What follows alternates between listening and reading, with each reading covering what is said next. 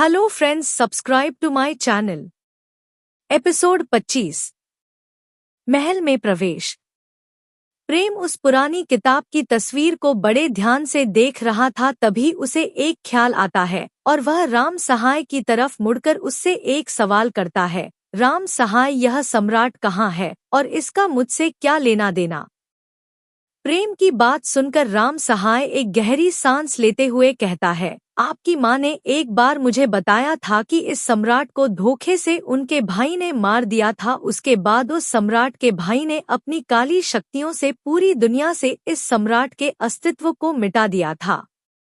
राम सहाय की बात सुनकर प्रेम के मन में एक और सवाल उत्पन्न हो जाता है और वह सवाल प्रेम राम साहब से पूछ लेता है, अगर उसे सम्राट के भाई ने पूरी दुनिया से सम्राट के अस्तित्व को मिटा दिया था तो मेरी माँ को इन सब के बारे में कैसे पता है और उनकी मृत्यु कैसे हुई थी? जैसे जैसे प्रेम राम सहाय के मुंह से सम्राट के बारे में सुन रहा था, उसके मन में सवाल बढ़ते जा रहे थे। प्रेम की बात सुनकर राम सहाय अपना सर नाम हिलाते हुए कहता है, नहीं राजकुमार, मुझे इस बारे में कुछ नहीं पता है। रही बात आपकी माँ की मृत्यु की, तो बहुत से लोगों का कहना है कि उनकी मृत्यु हो गई है, लेकिन मुझे ऐसा नहीं लगता है। जब आपका जन्म हुआ था तब आपकी माँ ने आपकी जिम्मेदारी मुझे सौंपते हुए मुझसे एक बात कही थी। इतना कहकर राम सहाय की आंखें नम हो जाती हैं, लेकिन राम सहाय खुद को मजबूत करके आगे कहता है, आपकी माँ ने आपको मुझे सौंपते हुए कहा था कि वह किसी जरूरी काम से जा रही है, अगर किस्मत में हुआ तो वह आपसे दोबारा मिलेंगी। इतना कहकर आपकी माँ यहाँ से चली गई थी और दुनिया वालों को लगता है कि उनकी मृत्यु हो गई है। राम सहाय को आज बहुत हल्का महसूस हो रहा था। जब से प्रेम प्रताप का जन्म हुआ था तभी से राम सहाय इस राज को अपने सीने में लेकर घूम रहा था। आज इतने सालों बाद राम सहाय ने जब प्रेम को उसकी माँ की सच्चाई बता दी थी तो उसे अपने ऊपर से एक बहुत बड़ा भार हटता हुआ महसूस हो रहा था। राम सहाय की बात सुनकर प्रेम हैरान हो जाता है। उसे लगा था कि इस शरीर की माँ की मृत्यु बहुत सालों पहले ही हो गई है, लेकिन वह तो अब भी है। अब प्रेम को धीरे धीरे करके समझा रहा था कि होना हो उसके इस दुनिया में आने का इस शरीर की माँ से कोई ना कोई संबंध जरूर है। प्रेम अपने मन में एक दृढ़ संकल्प लेते हुए कहता है, मैं इस सच्चाई की तह तक जाऊंगा और जो भी मेरे रास्ते में आएगा मैं उसे इस दुनिया से खत्म कर दूंगा।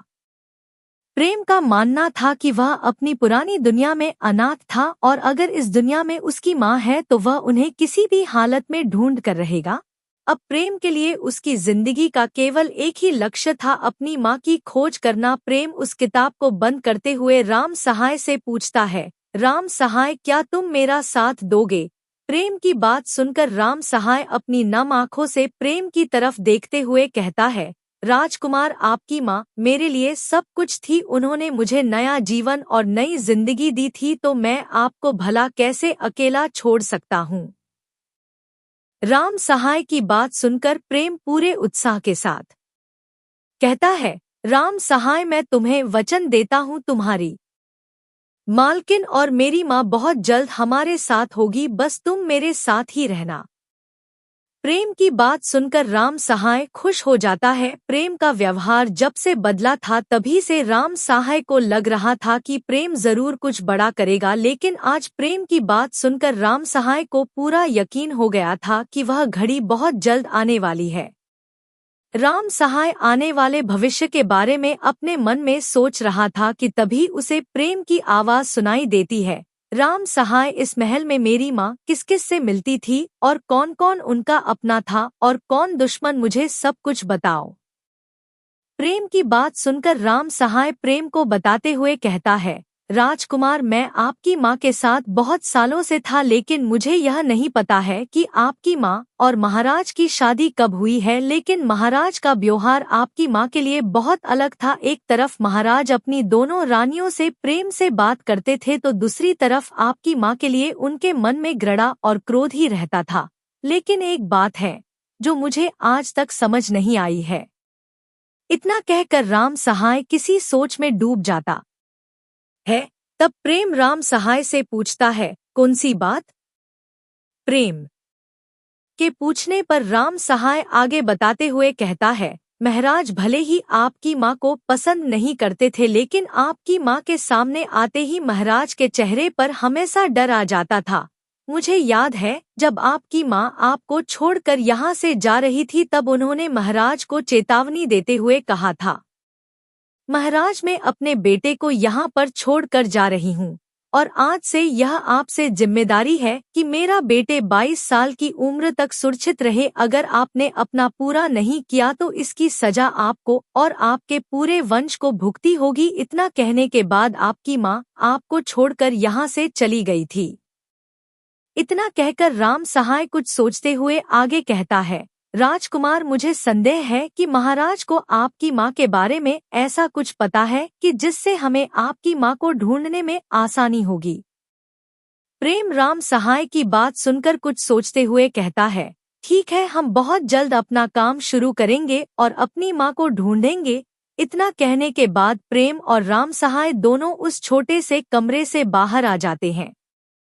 जैसे ही प्रेम और राम सहाय कमरे से बाहर आते हैं, तभी उन्हें अपने घर के दरवाजे पर राजमहल का एक सैनिक खड़ा दिखाई देता है। सैनिक को देखकर राम सहाय सैनिक के पास जाता है और उससे यहाँ आने का कारण पूछता है, जिस पर सैनिक कहता है, राम सहाय जी, महाराज ने आपको और राजकुमार को जल्द से जल्द राजमहल में उपस्थित होने का आदेश दिया है। यह संदेश सुनकर सैनिक वहां से चला जाता है। प्रेम जो राम सहायक और सैनिक की सारी बातें सुन रहा था, वह राम सहाय की तरफ देखकर अपना सर हाँ में हिला देता है और तैयार होने के लिए चला जाता है। कुछ ही देर बाद राम सहाय और प्रेम दोनों तैयार होकर अपने घर के आंगन में खड़े थे। प्रेम को जो काले बाजार से रुपए मिले थे, उससे प्रेम ने अपने और राम सहाय के लिए अच्छे कपड़े खरीद लिए थे। इस वक्त प्रेम सच में एक राजकुमार लग रहा था।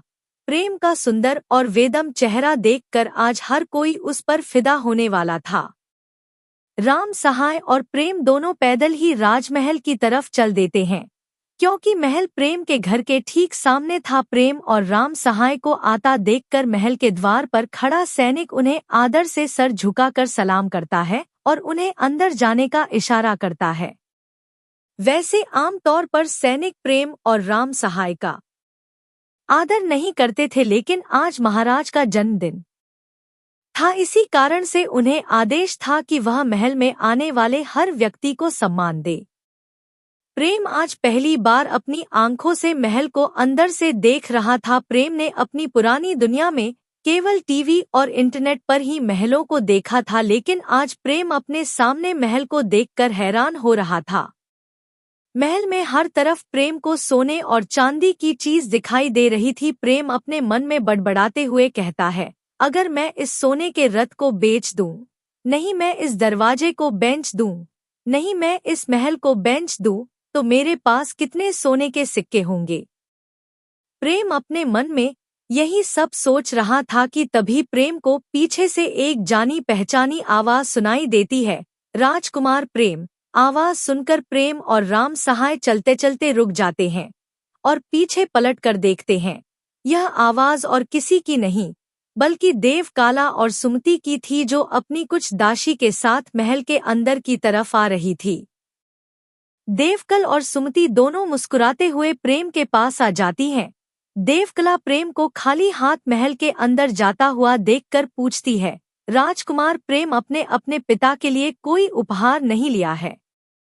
जिस पर प्रेम मुस्कुराते हुए कहता है, नहीं महाराज ने मुझे इतना धन नहीं दिया है कि मैं उनके लिए कोई उपहार भी ले सकूं। प्रेम की यह बात सुनकर देवकाला और सुमति दोनों हैरान हो जाते हैं। उन्हें अब समझ नहीं आ रहा था कि वह प्रेम से आगे क्या कहें। देवकला और सुमति को लगा था कि प्रेम जैसा पहले था वैसे ही होगा, लेकिन अब जाकर उन्हें समझ आ रहा था कि प्रेम सच में अब बदल गया है। सुमति बात को बदलते हुए कहती है, कोई बात नहीं राजकुमार प्रेम, महाराज आपके पिता है, अगर आप उनके लिए उपहार नहीं ले जाएंगे तब भी कोई बात नहीं, चलिए अब हम लोग अंदर चलते हैं। इतना कहने के बाद सुमति, देवकला, राम सहाय और प्रेम चारों एक साथ महल के अंदर की तरफ जाने लगते हैं। कुछ ही देर में वह लोग महल के उस हिस्से में आ जाते हैं यहाँ पर महाराज के जन्मदिन की दावत चल रही थी। प्रेम अपने चारों तरफ देखने लगता है और अंदाजा लगाने लगता है कि यहाँ पर कितने लोग हैं जिनसे वह चोरी कर सकता है, क्योंकि आगे चलकर उसे काफी धन की जरूरत पड़ने वाली थी। लेकिन प्रेम को समझ नहीं आ रहा था कि वह चोरी कहाँ से शुरू करें, क्योंकि महल में आए सभी लोग बड़े खानदान और ऊंचे पद के लोग थे। उन सभी के हाथ और गले में सोने के आभूषण थे। प्रेम अपनी चोरी का इंतजाम कर रहा था कि तभी उसे अपनी उंगली में गर्माहट महसूस होती है। प्रेम अपना सर नीचे करके अपनी उंगली की तरफ देखता है जिसमें उसने अपनी माँ की अंगूठी पहन रखी थी।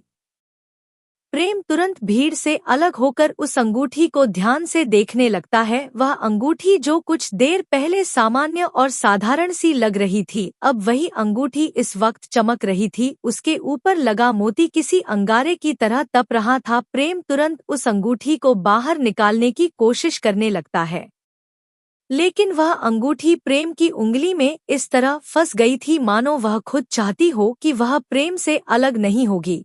अंगूठी को जबरदस्ती निकलते समय अचानक प्रेम की उंगली कट जाती है और उससे एक बूंद खून निकलकर अंगूठी के मोती पर गिर जाता है, जिसके बाद प्रेम को ऐसा लगता है कि वह किसी और ही दुनिया में आ गया है, क्योंकि प्रेम के सामने जो कुछ देर पहले लोग हंसकर बातें कर रहे थे अब वहां पर नहीं थे। था तो केवल अंधेरा था। प्रेम को कुछ समझ नहीं आ रहा था कि वह अचानक से कहाँ गया है। प्रेम यही सब सोच रहा होता है कि तभी उसे अंधेरे में एक सुनहरी रोशनी दिखाई देती है जो धीरे धीरे करके किसी इंसान की आकृति में बदल रही थी।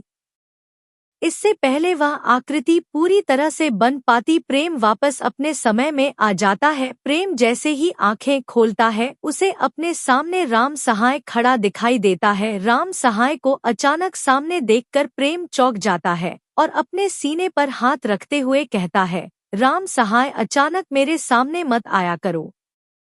प्रेम की बात सुनकर राम सहाय माफी मांगते हुए कहता है, राजकुमार, मुझे माफ करना, लेकिन आप अचानक खड़े खड़े कांपने लगे थे, मैं डर गया था, इसलिए मैं आपको जागने की कोशिश कर रहा था।